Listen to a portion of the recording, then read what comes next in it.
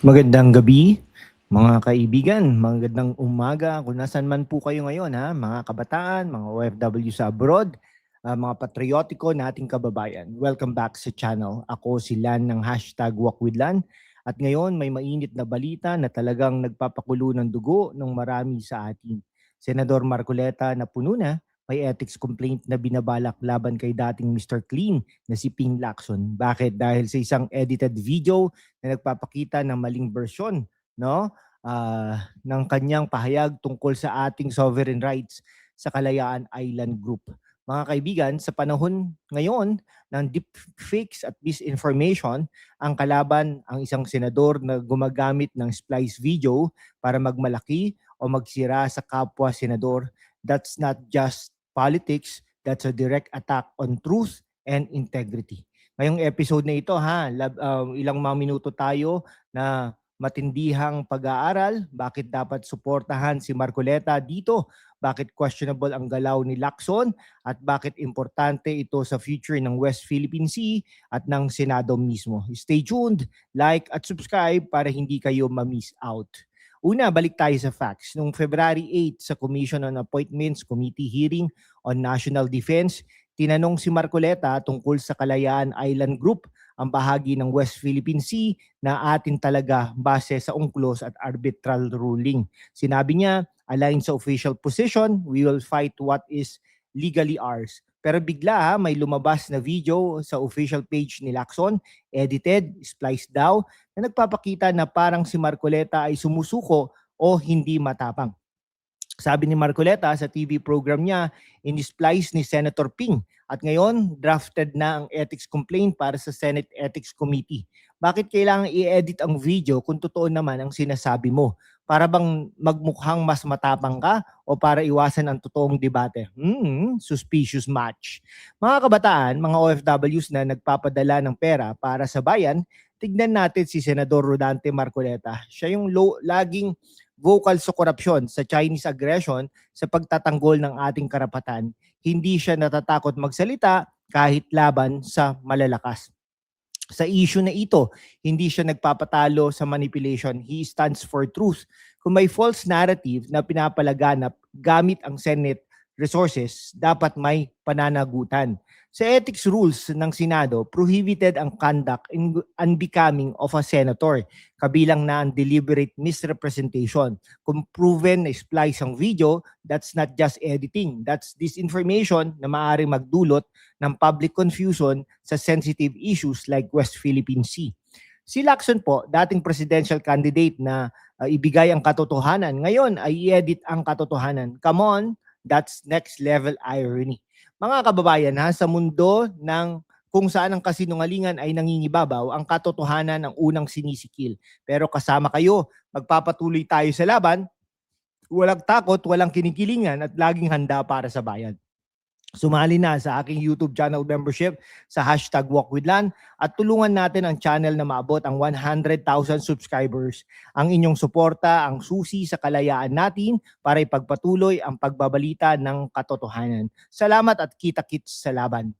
Ngayon let's be critical kay Senator Ping Lacson. Sabi niya, I don't know how to splice videos. Pero bakit lumabas sa kanyang official page ang edited clip? Kung hindi siya, sino? Staff niya? Baka staff niya, hindi naman siya gagawa nun no? Pero responsibility pa rin niya yon as a senator. Bilang Senate Pro Tempore, dapat siya ang model ng transparency. Pero dapat parang ginamit ang platform para mag-push ng personal narrative laban sa kapwa senador. Sa halip na magdebate openly, bakit video editing parang old school black propaganda?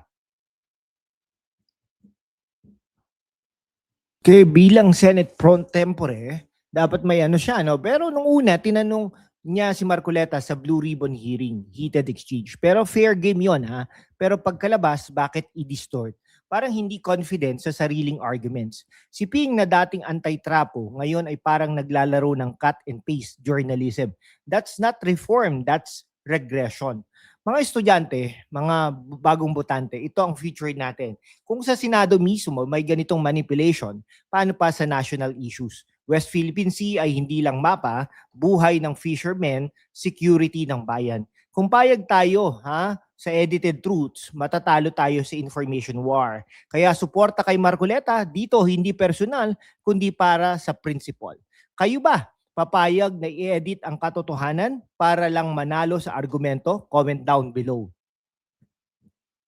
Mga kabataan, mga OFWs na nanonood mula sa Saudi, Dubai, Hong Kong o kahit saan kayo, wag muna kayong mag-off. May bagong developments pa tayo sa isyung ito. Fresh from the past few days, as of February 2026, hindi pa tapos ang kwento, mas lalong nag-iinit. Una, latest update, si Senador Rodante Marcoleta confirmed na may draft na ng ethics complaint niya sa Net25's Ganang Mamamayan at iba pang interviews, sinabi niya mismo may draft na, pinapahintulot pa lang para i-finalize pero hindi na niya kinukonsinti ang false narrative na pinapalaganap. At sino ang tinutukoy? Malinaw na kay Senador Ping Lacson dahil sa video na umano'y splice mula sa February 4 CA hearing. Ano ba talaga ang nangyari sa hearing? Base sa official transcript at clips, tinanong tungkol sa Kalayaan Island Group, KIG, sinabi ni Marcoleta ang konteksto na way beyond ng KIG sa ating EEZ, Exclusive Economic Zone, pero align pa rin sa official position. We will fight for what is legally ours, backed by UNCLOS at arbitral ruling. Pero ang video na post sa official page ni Lacson, parang out of sequence, nagbigay ng impression na parang sumusuko o nagre-rename si Marcoleta na sa karapatan natin. Kaya sinabi ni Marcoleta, ini-splice ni Senator Ping. Ngayon, ang response ni Lacson sa kanyang expose, paano ba mag-splice ng video? I have no idea. Please teach me, with laughing emoji vibe. At sinabi pa niyang hindi niya alam kung aling video ang tinutukoy. Witty observation dito mga kababayan.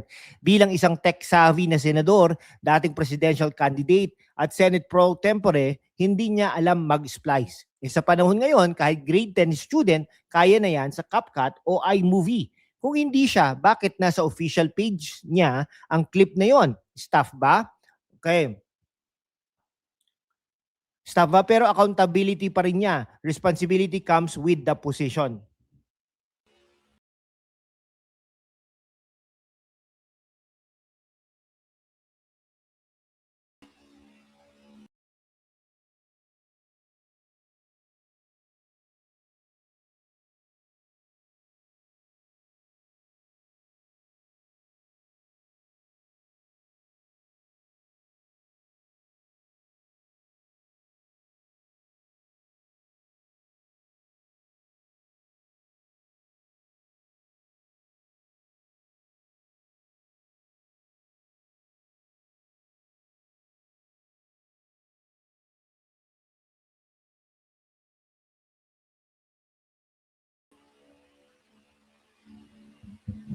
Okay, pasensya na po kayo ha.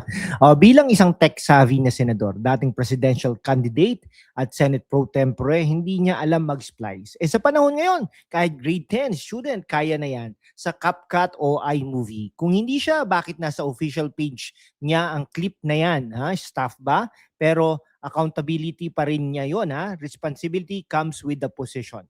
Critic time, ito ba ang transparency na lagi niyang pinagsasabi sa halip na mag-post ng full and edited hearing clip para i-clear ang issue? Bakit partial edit na nagdudulot ng confusion, lalo na sa sensitive topic tulad ng West Philippine Sea?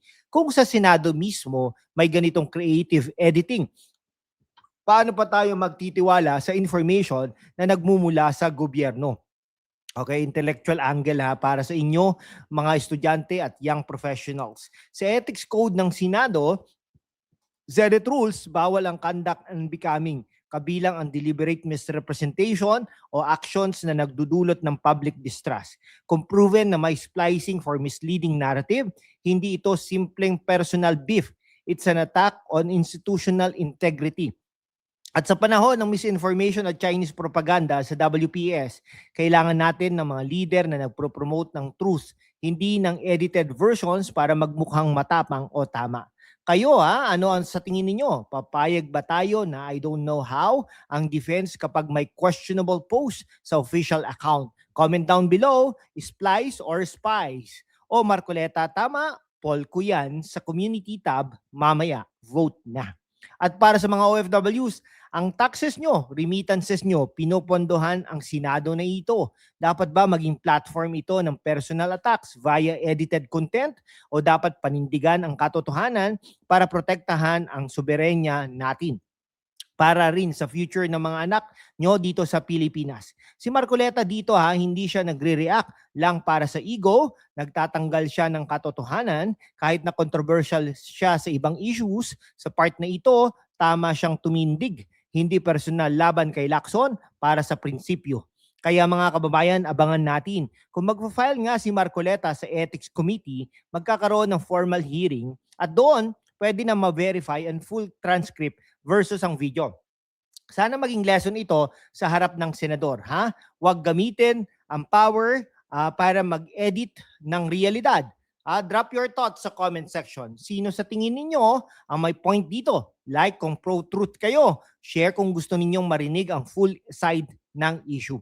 At ngayon, bago tayo magpaalam, okay mga kaibigan, magpapaalam na po tayo. Okay, sa mga kababayan natin si Marcoleta ay nagdidepensa ng katotohanan laban sa possible abuse of power. Abangan natin ang development sa ethics complaint. Salamat sa panonood hanggang sa dulo. Like if you stand the truth, share para marinig ng iba, subscribe at hit the bell. See you next expose para sa bayan.